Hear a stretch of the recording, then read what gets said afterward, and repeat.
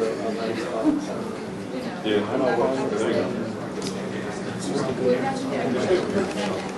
Well, I guess we're about to pass it, so. Yeah. People are standing. Hello. Okay, well, I'll just stand somewhere here. Oops, am I social? Hello, and thank you for coming. Greg Sarah, I'm the CEO of Xtegrity. Many of you have heard of me. I'm in sort of a unique position in the law school world. Well, not unique because that implies one, but I'm in a rare position in the law school world, which is I get to see the cross-section, and I get to spot trends across different schools, and it's fascinating. It's also business. I mean, I have to. But one of the cool things that's been happening is there's this Mac thing, and it's fascinating to watch it. We made some choices. My other vendors that I compete with made choices about how to deal with it. Those things can't happen at the last minute. You have to plan ahead and hope you're in the right path, and the train starts to come by a couple of years later. All pretty interesting. I'm not really here to talk about that, but in the course of my travels, I've come across a bunch of interesting people, interesting situations.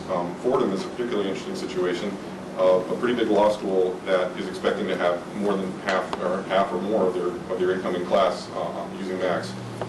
With no effort on their part, not pushing it, not we're not trying to throttle it. Not trying to stop it, just staying out of it and having it actually go that way. Interesting to see what the theories would be for why that happens to be true, but I don't know if we'll get to that point anytime real soon. And at the end of the day, it doesn't really matter because they're just sort of at the front of that wave. My prediction, there's going to be a lot more of it. I based a lot of my efforts on it, and I think just fascinating. And so I suggested to John Mayer, let's get some people in to talk about that are involved with Macs. John being one, the other is Eric Schmidt, who is the editor of Mac Law Students blog, and that's been very popular. A lot of interesting discussion. Probably not very many of you have been too aware of it, but you might have been impacted by the results of his work, which is empowering Mac users to make a little noise and get what they think they ought to get. So he's, you can throw stuff at him because you can't hurt him, and, but you should listen. You gotta listen to him because you can't shut the door and stop the world. So I'll shut up now and let these two very interesting fellows talk to you for a while, and then they're both going to keep their presentations reasonably short because I suspect that there's some pretty lively discussion and definitely questions for Eric and John. So let's have it. What do you guys? Okay, so I'm Eric Schmidt. I'm not to be confused with that guy who runs Google. He incorporated my name. Hang on one sec, Eric. Let's get you a little more volume. All right. Can you hear me now? Let me check one more thing. Sure. Voting noise. Oh, that's a better picture.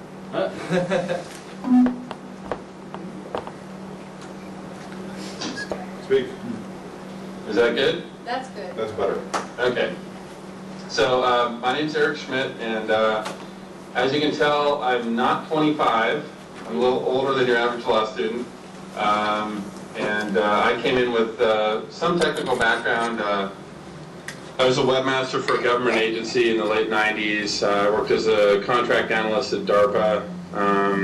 Interestingly enough, one of the things that I worked on was in the mid-1990s determining if there were any viable off-the-shelf audio-video conferencing tools available that DARPA could use, and at the time there weren't. Now, here I am talking to you all on my iMac, and you're on the other side of the country, so obviously things have changed quite a lot. I started school in 2005 at Santa Clara, and so I just graduated in May. The reason I started Mac Law Students was that I was actually trying to find out information about exam software, and there was no one place that I could go to that gave me a rundown of which schools were using which exam software packages. And it was actually something that was sort of it wasn't held in secret, but it also wasn't something that was really widely publicized. And as a Mac user at the time, that was kind of a factor that was important to me because I'd been using Macs for many years. I'd also been using PCs for many years, but I preferred to be able to use a Mac if I could. And I just found that it was tough to find aggregated information about what schools were doing with supporting Macs. So basically, I built the site around a page that had information about which schools were using which exam software. I did the research on my own initially, and then asked readers to give me contributions to tell me what their schools were doing in terms of supporting Macs, in particular with examination software.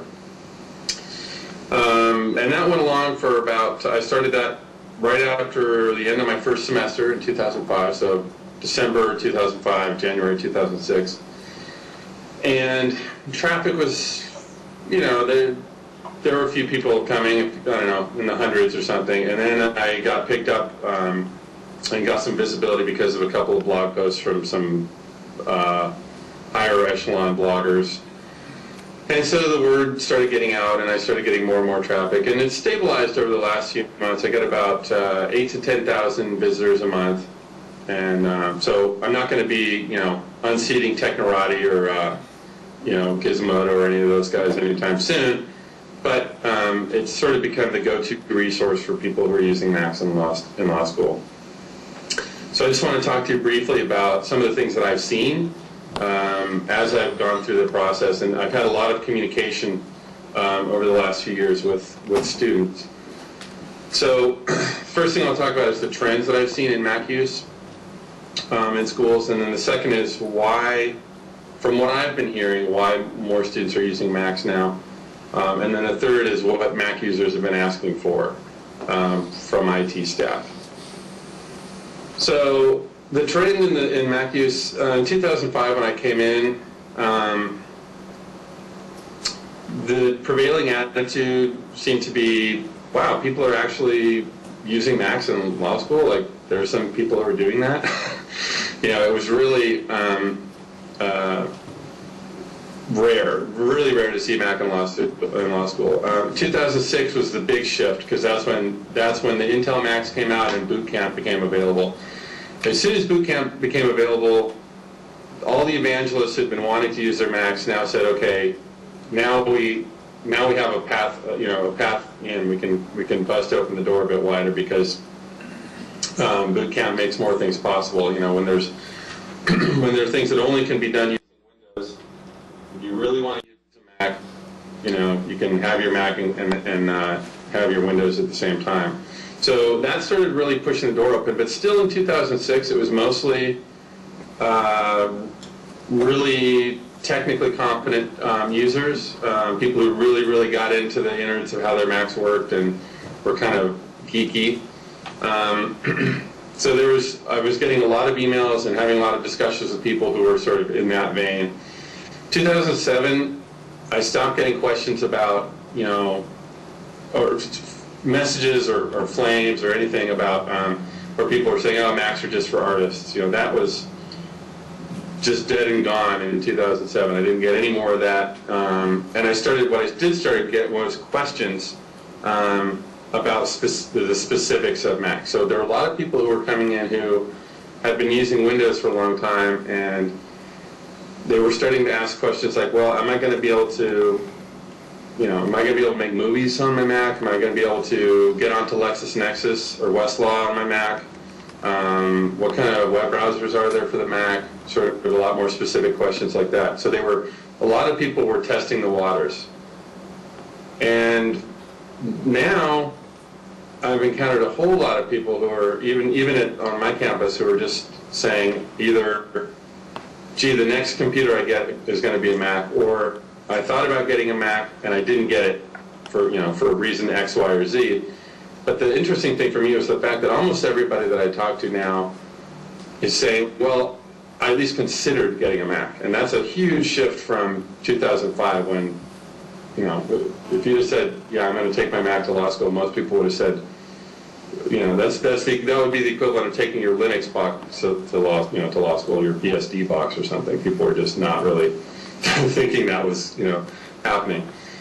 So the trend has really shifted. It's shifted a lot faster than I thought it would. I've been startled by it. I don't know if you guys have been amazed at the rapidity of this shift in attitude.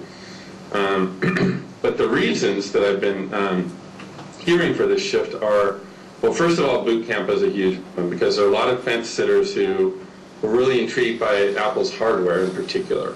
And I think a lot of it actually comes down to the hardware being primary and the OS being secondary for a lot of people. And they like the hardware. They like the form factor, and they like the way that the MacBooks work. There's a fair amount of, I do think there's a fair amount of the halo effect from the iPod and the iPhone. People have been talking about how, oh yeah, I got an iPod and I really liked it, and I liked how the software worked. And so I decided I'd try out a MacBook. I went to an Apple store and tried it out. Another one is Vista. Everybody has slightly different feelings about Vista, but I've got a PowerBook. I don't even have an Intel Mac, so I have to borrow a Windows PC every time I take an exam because our school is a soft test school. So the first time I tried out a Vista machine, I was actually excited because I thought, well, they really have been working on it for a long time, and I've been following the development of Vista, through Longhorn and all that, and it's delayed by a year, it's delayed by another year, and I thought, okay, they're really going to have it nailed down. And even just in the short span of time of using it for the exam, I was a little bit underwhelmed. And I think a lot of students are as well, and they're a lot of them they have a machine that they use in their undergraduate school that's running XP, and then they're thinking of getting a new machine for law school. And as John was pointing out the other day, Apple's done a really good job of saying, well, you're going to have to get a new machine anyway. Do you want it to run Vista or do you want it to run OS 10? And then they tout the virtues of OS 10. So Vista has been, I think, part of the reason. Relatedly, that the undergraduate use of Macs is really on an incredible climb. There's a lot more use of Macs by undergrads, and I think part of it is that they think of computers differently. When I was an undergrad, a computer was a luxury. I had a roommate who had a computer, and I was really glad that I did because I was able to use his computer to do write papers and things like that. But I just didn't have the money for it. But these days, I think a lot of kids in school are used to, okay, I'm going to buy a laptop, I'm going to use it for 3 years, and then I'm going to get another one. And I don't necessarily think that the switching OSs is as big of a deal as it used to be either. So even though you might have a preference for the Mac or for the Windows OS, switching between the two of them is not as much of a hassle as it used to be. For kids who grow up in a really rapidly changing technological environment. The other thing is that Mac users are no longer complete oddballs. So some of it, I think, is just the social acceptance factor. If you see other people walking around in law school with Macs, then you realize that it's okay. You're not going to be ostracized for doing so. I didn't make a big deal about the fact that I run Mac law students at my school. I didn't really talk about it very much, but I had several people come up to me midway through school and say, hey, you know what, my PC just died. I'm thinking about getting a Mac, what would you recommend, and do you think it would be right for me? And so I didn't even really I didn't really try to sell them on it. They were coming to me, and that also is a surprise to me. And I think a lot of it just has to do with the fact that there are just more people with Macs. It's a social acceptance thing. And then finally, another thing too is that some of the trepidation that students have about using a Mac is that they're concerned that, well, I'm going to get a Mac for school, and then when I go into whatever my legal practice is, they're not going to have Macs. And also, many of the state bars do not allow Macs on the bar exam. And I think that's getting to be less of a factor for a couple of reasons. One is that people realize that the actual exam is a relatively short period of time in the overall life of your usage of the machine. So if you really like the machine and you really want to use that hardware and that software, to base that decision on something that you're only going to be using for 2 or 3 days during the bar exam is kind of limiting. So people are getting past that. So that's what I've seen, and that's what I've heard anecdotally from people about why they're moving to Macs. And actually, sorry, another thing is a lot more of what they do in their day-to-day life is being done online through web apps, and web apps don't care what OS you're using. And as a matter of fact, as you probably know, a whole lot of web apps now are being developed by developers who are using Macs anyway. So they're not making IE-specific hooks, they're not using ActiveX, any of that stuff. So the Mac is an equal player in the online world. So what Mac users have been asking for, the number one is exam support. That's just, exams are a stressful time for students, as you know. And the idea of having to switch computers or deal with some sort of workaround so that you can use your computer in an exam situation is bothersome to students. The second big one is network printing. That was never a problem for me at my school at Santa Clara, and for most students it's not a problem because their systems are set up to be platform agnostic. But every once in a while I get a comment from somebody who says, yeah, our school sort of explicitly has a Windows-only networking policy, even though I could get my Mac onto it. And then what ends up happening is that sometimes the students sort of confer amongst themselves, and the more technically savvy ones help the other ones out, and they're able to make use of those things. But that can be a big one for some people. Groupware is another one. Like for example, in Santa Clara they're using GroupWise, and my browser of choice was until recently Camino. So Camino is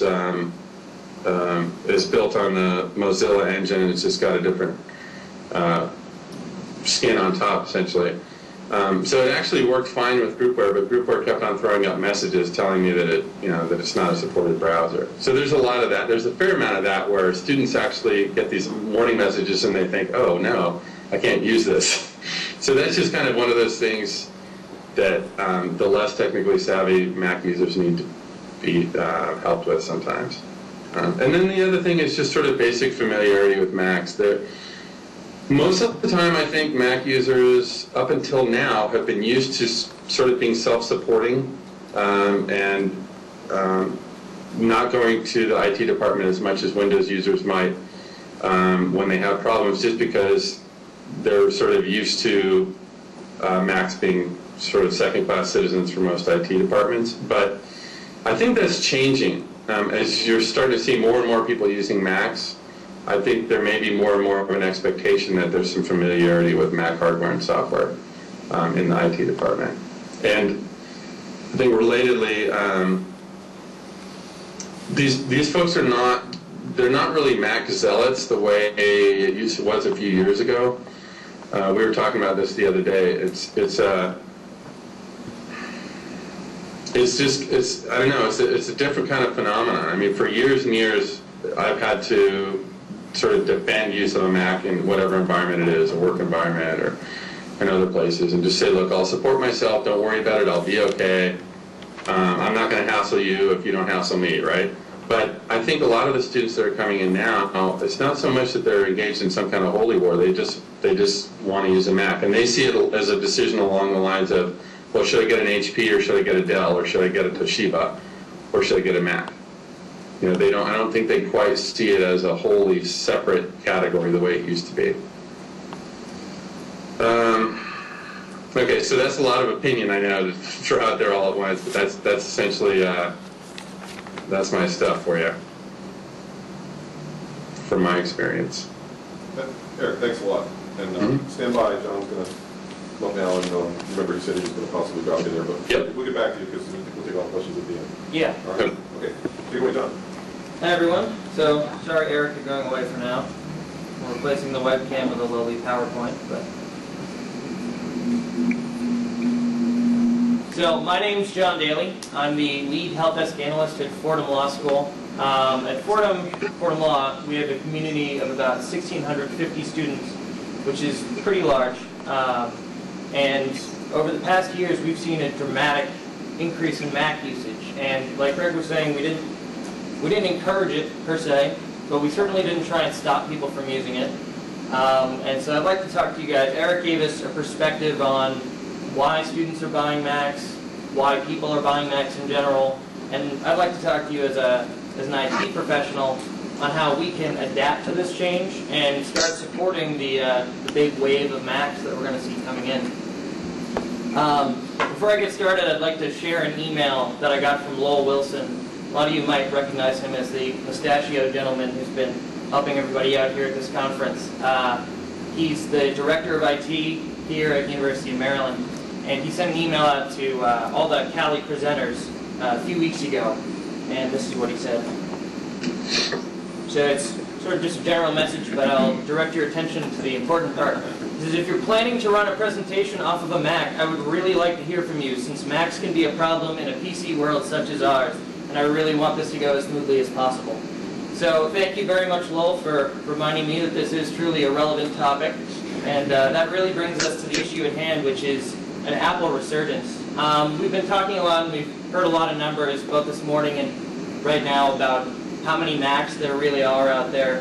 This is from Net Applications. It's a pretty basic graph of just between June 06 and March 08, how many people are using the Macintosh OS out of the total market. So the number that it ends up being just about now is about 7.8%. And that might not seem like a lot. It really doesn't, but especially compared to a 91% Microsoft-dominated market. What you have to remember is that this is a total market share. And the areas that Apple is really making progress in is the personal computer market. It's home users, especially young students, who are buying these Macs. And that's where we're really seeing the numbers jump. So the question then becomes, how does that affect us as law school technologists? A few weeks ago, again, I sent out a survey to a lot of you. I don't know how many of you who got that survey are here in the room today. If you are, I want to say thank you very, very much. I had a great response. A lot of people got back to me. And the first question I asked them was to tell me, if they could, how many people in 06 in the incoming class were using Macs. And then I asked them to predict the numbers for this coming incoming class in 08. And the numbers were pretty interesting. So, from people's best recollections, in fall of 06, they saw the incoming 1Ls as being about 12.5% Mac. Now, it's a pretty solid number. That's 1 out of 10. But it goes even further when we take a look at 2008, and people are predicting a 22% increase, which is a pretty massive number. That's almost a quarter of your population. So that's a really big demographic that you have to support. So why is this a problem? Well, everybody here knows it's a problem because we are being asked to support these devices. It used to be that you could concentrate solely on Windows operating systems, and that was, one avenue of support.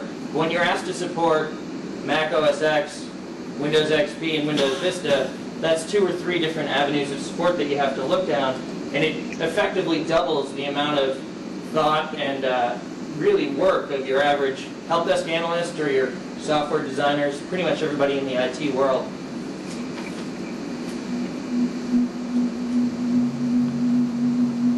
So I want to talk a little bit about what strategies you can use to sort of deal with the influx of Mac students.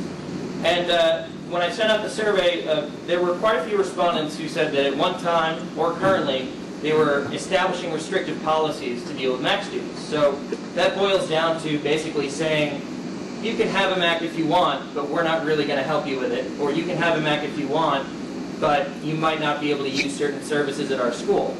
And so it's always an effective strategy to narrow your field of support so you're only supporting one operating system. But the question becomes, can we really deny service to a quarter, or in our case at Fordham, half of our incoming class? So also, as Eric said, you've got a lot of students coming in, law students coming in with Macs, people are buying them, and to have a policy that says, we're not going to help you with your computer, or you can't use certain things here, is going to be very unpopular. And that's something that any institution is going to want to try and avoid. So for institutions like ours, and probably like yours, Mac support becomes a reality. I mean, the bottom line is that people are coming into these things, we can see the wave coming, we're going to have to deal with it. So let's talk about some strategies that we have to deal with it. A lot of problems stem from the fact that the IT world has been Windows-centric for a very long time. If your help desk is anything like ours, it's dominated by people who primarily use Windows, and people who, for the most part, are pretty Mac-phobic. I know that was definitely a problem with us. So a lot of people have had different solutions to try and deal with this. One of the biggest things that I saw was people said that they went out and they got a Mac specialist. They increased their personnel to include somebody who was designated as their Apple guy, their Mac guy. And that's a really effective way to deal with things. You know, if 1 out of 5 people are coming into law school and they're carrying a Mac Airbook in their bag, then it should stand to reason that 1 out of 5 help desk professionals that are supporting these people should also be a Mac-centric person, a Mac user.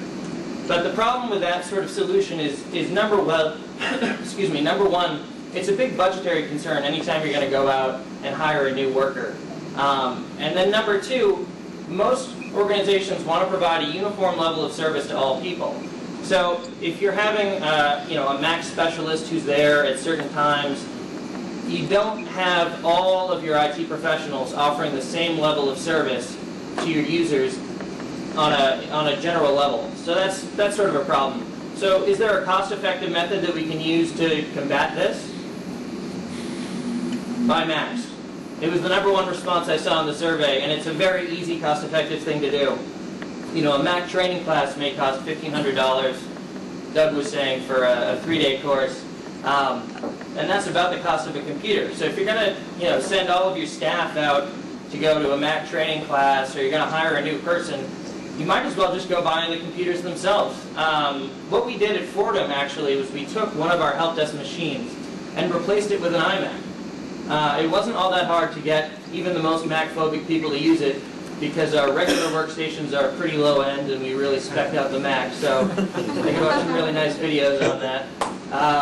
So people, also what we were able to do with that is set up a parallel solution, and they can have all their Windows IT apps open in that and still use the Mac OS.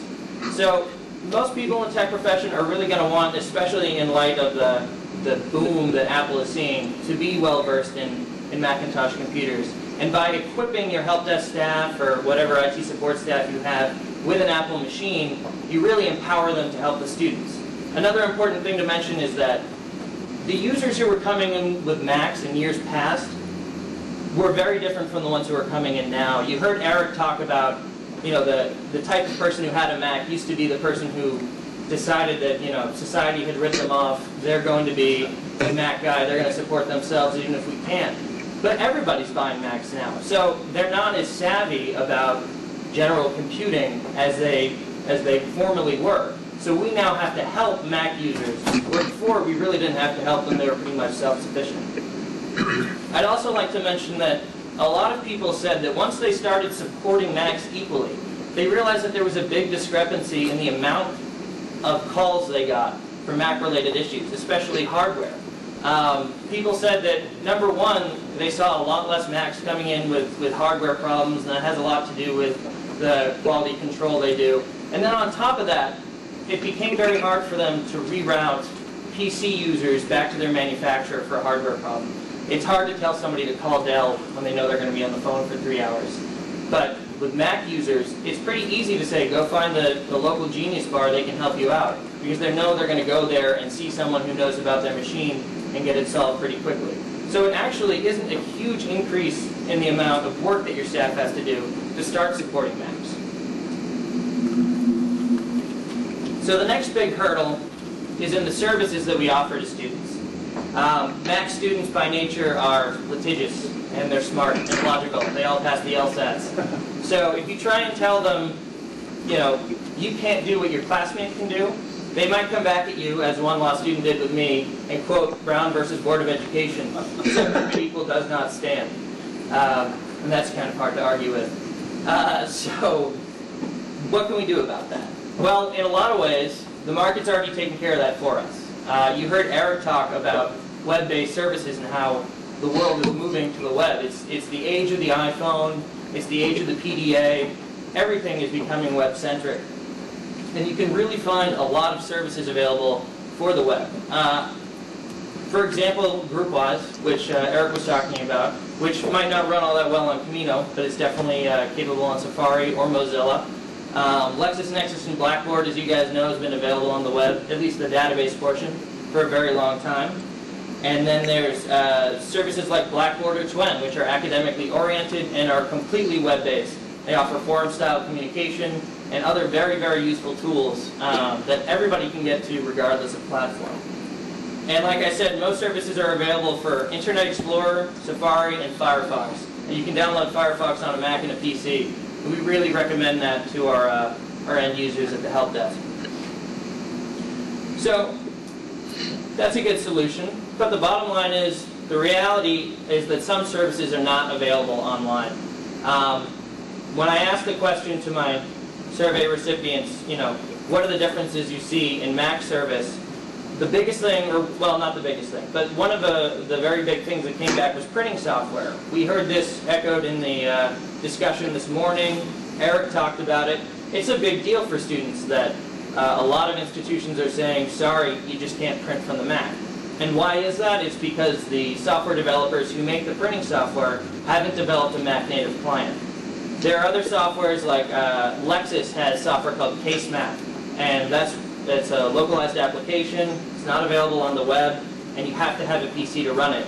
And then there's the CommuniCoach application that one of the law schools mentioned to me, and a lot of other various sort of little programs that you just can't find on the web and aren't available in a Mac native version. So what's the answer for our students besides, of course, hey, go buy a PC? Earlier we talked about virtualization. We talked about Parallels and Boot Camp. What these are ways of running a Windows operating system virtually on a Mac.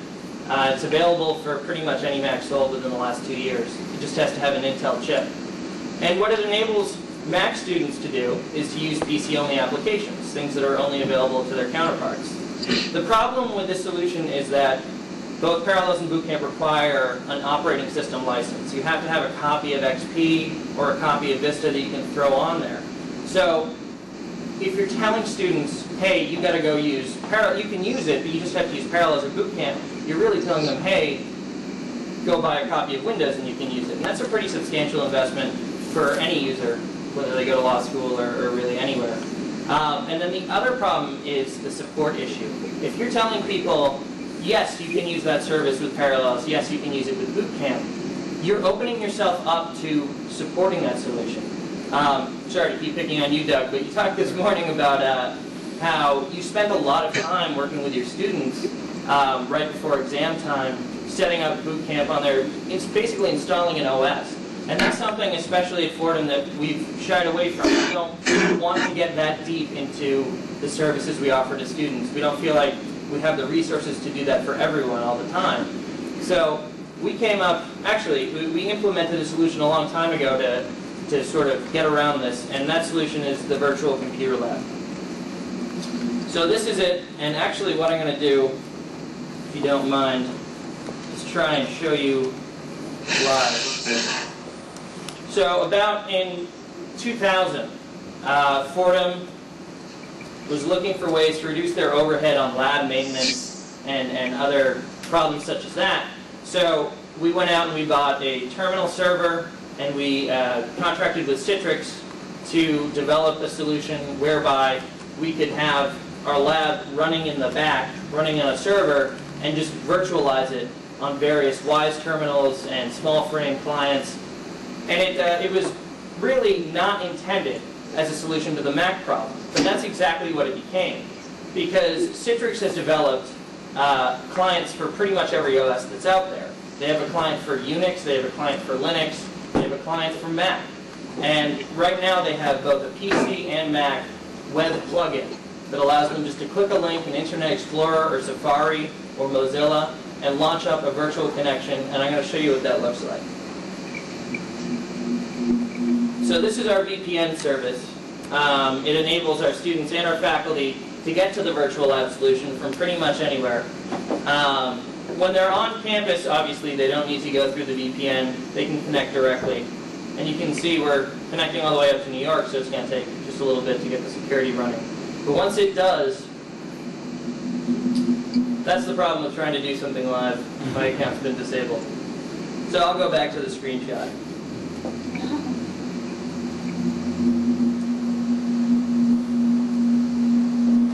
What you would have seen, if we could get that running, is a little virtual XP desktop session. Now, it's not virtual in the sense that it's VMware, but it doesn't reside locally on the machine. So whether you're a Mac or a PC, you don't have to partition your hard drive and install a separate copy of Microsoft Windows on it. That's all running in the back room for us. All this is just a remote access solution so that they can use the ICA client to connect to this system. And once they're in, they're given a little XP window, and they can boot up all the applications that we have installed there for them. So programs like Time Matters, which is not available for the web, not available for Macs, they can get to it through the virtual lab. The print solution, we have the Ferris print network. And using the virtual lab, they can wirelessly print from anywhere, from here, from their homes, to the Ferris network that's on campus. And they can do that from a Mac or a PC. And that's the really, really useful thing about this, is it provides an absolutely equal level of service to Mac users and PC users. It also affords us a control over the student's environment without making us responsible for maintaining their real personal environment. We can configure on the back end the desktop session they get, the services they have, but we don't have to get hands-on with their computer. All we have to do is help them install a little web applet, and they can use our services. Also, the fact that we only have to do back-end configuration once for all users is really helpful. We don't have to, every time we change a printer configuration, we change it once in the back room. We don't have to go to your computer and say, let us help you change that, let us update that for you. And of course, identical services offered to both Mac and PC. So this has been Fordham's solution. And just to talk really quickly about cost, like I said, obviously the initial investment in a system like this is pretty substantial for whatever solution you're using. And I want to mention that Citrix is just the company we happen to use. VMware is doing amazing things with virtualization all the time. I know Sun Microsystems absorbed a company called Tarantella that was working on this. And John, you said that you guys were using Simplify. And we don't know if they have a solution like this available, but there are a lot of companies out there doing that. So if you're going to look into it, don't just look at Citrix, look at everybody, because they might have a situation to benefit you. And the other thing is that this solution is and can be very cost effective. We only need to maintain 200 licenses for a community of 1,650 students and a whole bunch of adjunct faculty. That's because they're concurrent licenses, so there's never really more than, from our usage, more than 200 people on it at the same time. And that's a dramatic reduction in a lot of costs. Also, you can save a lot if you implement this in your labs. You can buy FinFrame, Wise terminals, things like that. They're a lot less expensive than PCs and a lot easier to maintain. And also, you can save on staff resources. If you don't have to go out and hire an Apple specialist. So even if you're a small school, even if you don't have a lot of resources, do the cost analysis, take a look, maybe something like this could work for you. So what remaining challenges do we see? Even this solution that I was talking about can't accommodate everything. There are services that we offer, especially law schools, that just aren't available in a virtual environment. And that sort of brings us to the elephant in the room. The number one response when I asked people if there are equal services offered to Mac and PC students was exam software.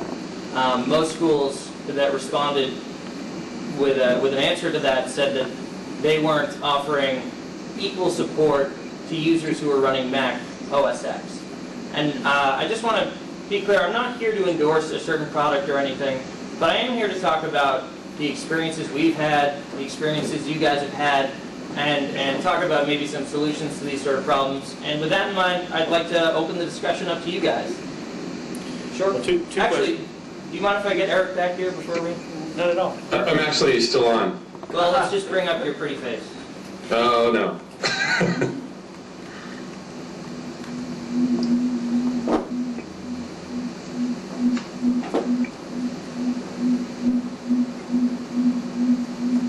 There we go. Yeah, two questions. Opening local files in the virtual session, and do you know if any of the exam software will run in the virtual session? Well, to answer your first question, with the Citrix client we use, the user can grant full access to the desktop session to their computer. So they can get into their C drive, they can get into all their files, and provided that the virtual session we've created has the program they need, they can open it. So the local drive is mapped as a virtual drive in the virtual session? That's Okay. exactly All right. Great, okay.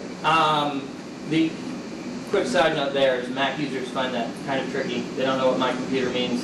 I'm not quite sure what the C drive is. So there's a little bit of instruction there that has to happen. Right, But yeah. once you tell them once, they're all good. Sorry, refresh me. What was the second one? The exam software, do we know what exam software would run in that virtual session? Well, no, I don't. But that's kind of a moot point because the virtual session can run Windows. You know, it's not locking out everything else on your PC. So if you're running a secure exam application in the virtual environment, it's sort of pointless because the user still has full access to the computer.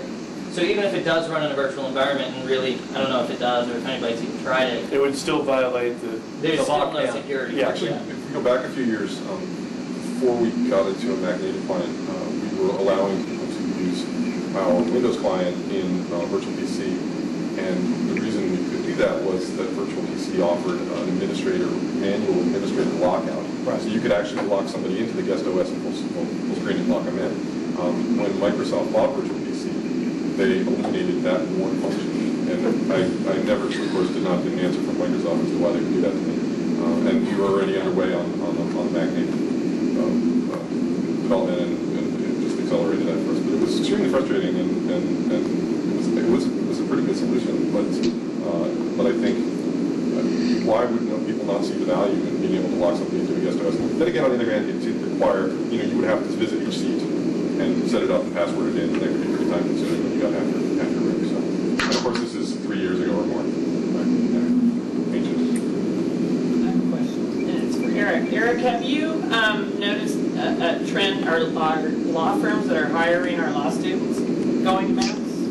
Have you done any kind of research on that? That's a good question. Well, a couple things have been happening. There's been some movement with the bar exams. So some of the bar exams are starting to support Macs.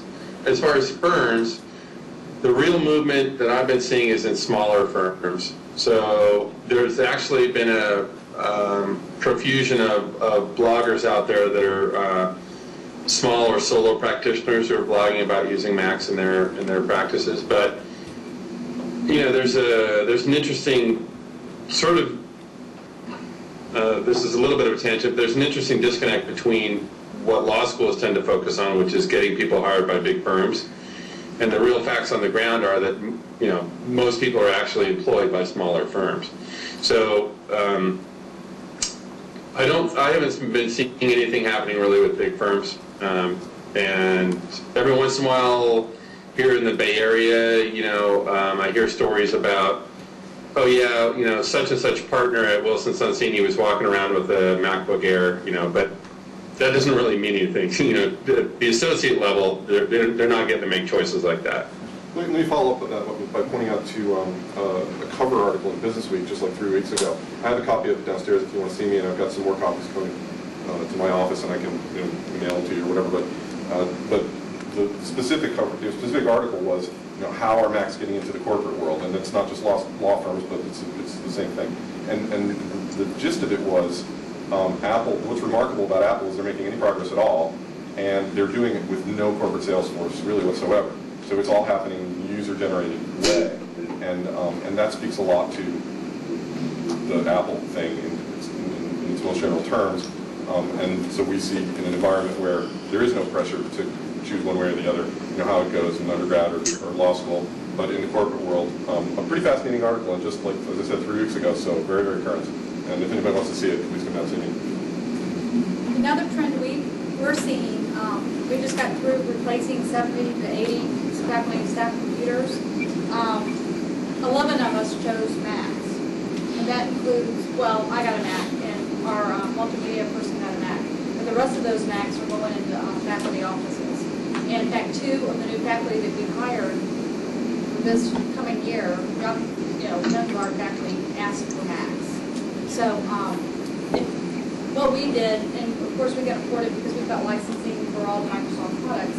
VMware, the academic price for VMware, I think was 30-something bucks. So, I mean, it wasn't much cost, to put those on the machines. And we do have faculty that still run WordPerfect and it's loaded onto their XP partition.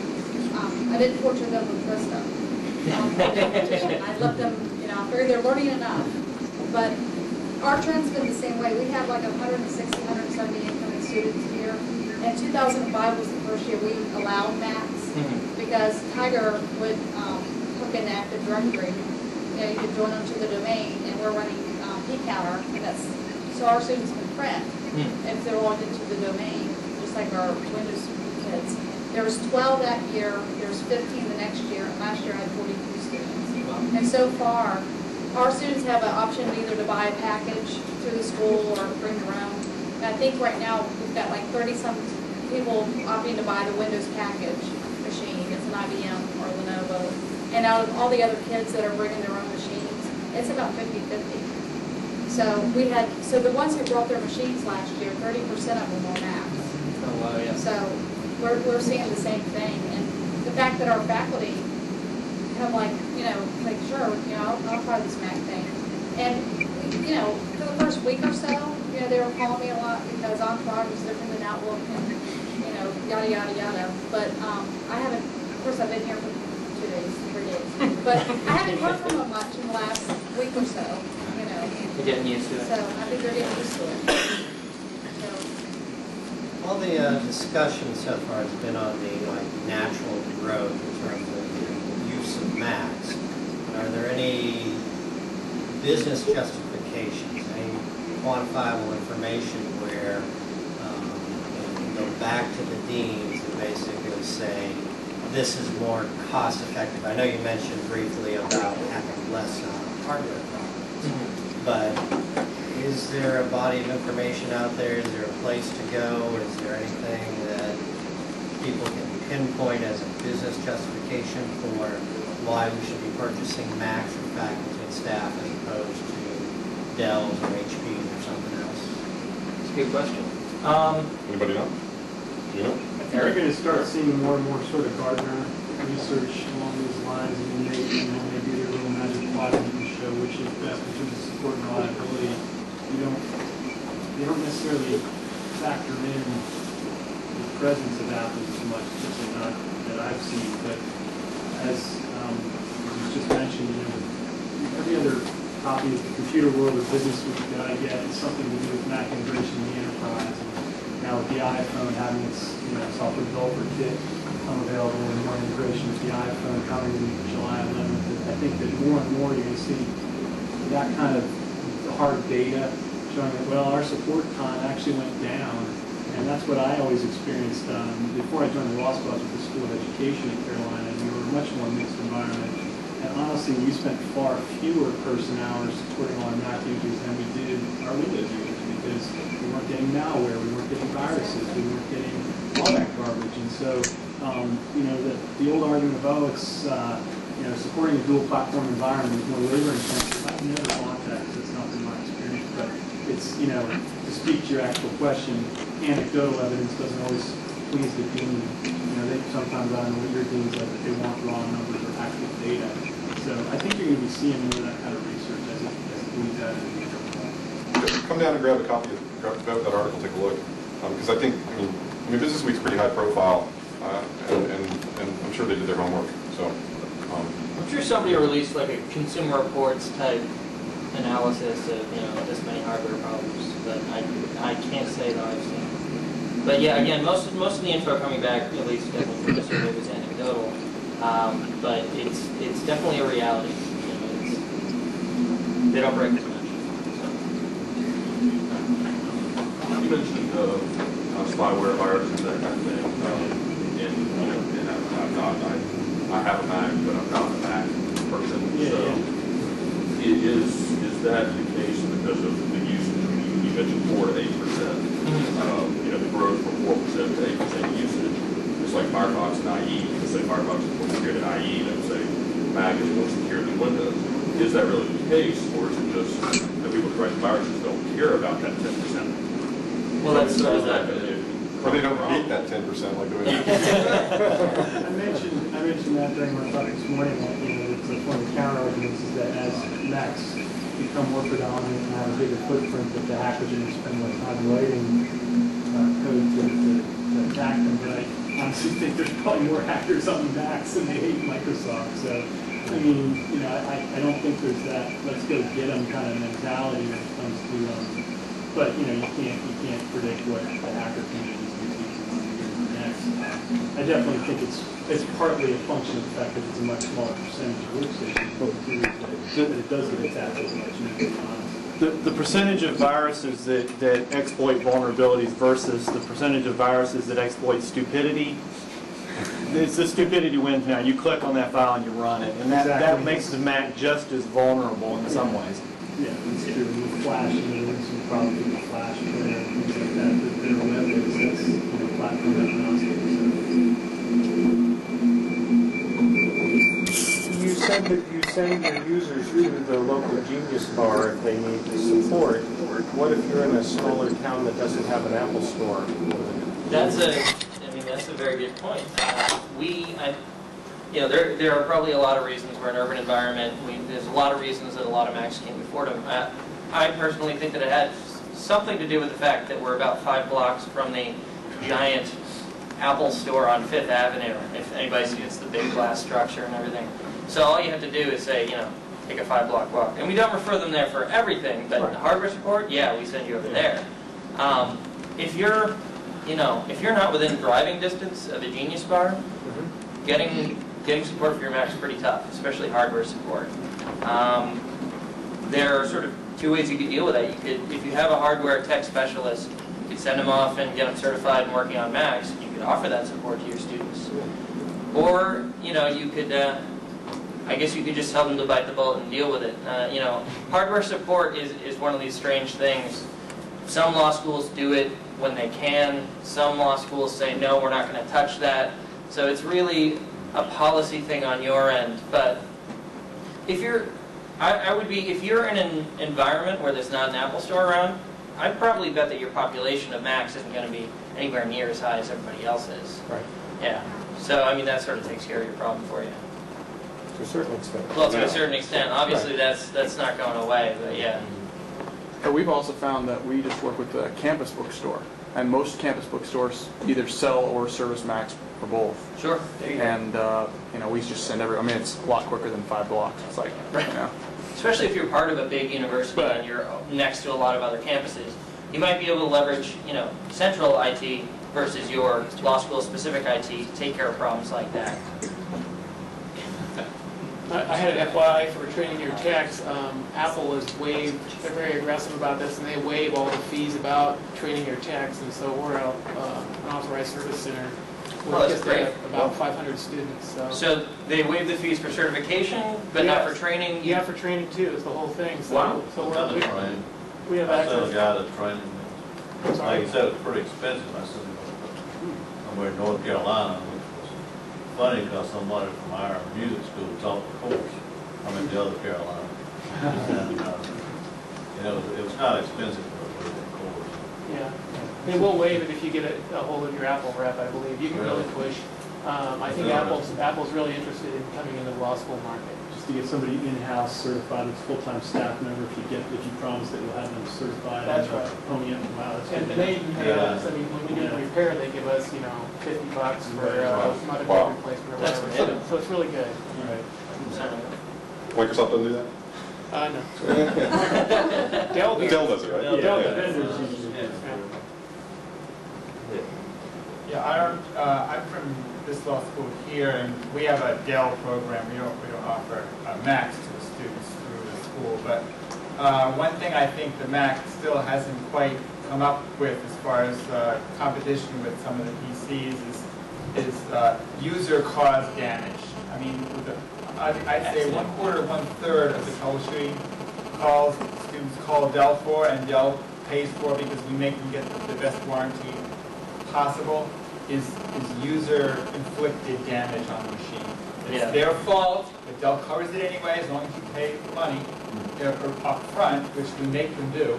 And with a Mac, you know, you drop it, you pour Coke on it, you're out of luck. And if the students didn't have that, they would be paying thousands of dollars more in computer costs. But, you know, the nice thing about that problem is that if an Apple rep heard you and that became known that that's an issue, it's the kind of thing they can change with a simple twist of a policy, as opposed to having it be, you know, digging into the hardware and things like that. So yeah, I've dug into this, and actually it is a problem with where Apple's incorporated versus where Dell is incorporated. Apple's incorporated in California, and Apple as a corporation cannot sell insurance, and so they're unable to do that. Dell was incorporated in Texas, where that's okay. And so I've actually gone to the core of that, and that was what the legal counsel of Apple told me. And so what we actually do is offer insurance, CompuCare, or some of those other services to our students. It costs them about $20 a month, and they can, you know, throw their computer off the building and then still get it replaced. Yeah. We encourage all of our students to buy. We have a local, I think it's a State Farm agent in town. $45 a year, they'll do full coverage insurance. Oh, that's great. Really? So, yeah. So, yeah. I'll get the number for you guys. You're just kidding me? I have a question just for anyone who's been involved with Macs. If you have either the iMacs or the laptops, whether you call them for support and whether you are able to get parts and service them yourself in-house. Because now usually if a hard drive dies, anything internal, you know, I handle it myself. I don't send anything out unless I absolutely have to. I mean, Dell has the specs for the laptops. Worst case, if I have to take something apart, I can pull them up online, pull them apart, and put it back together. My fear would be with the Macs, you know, I'm getting more and more in with faculty wanting different items. Will I be able to pull off Mac's specs?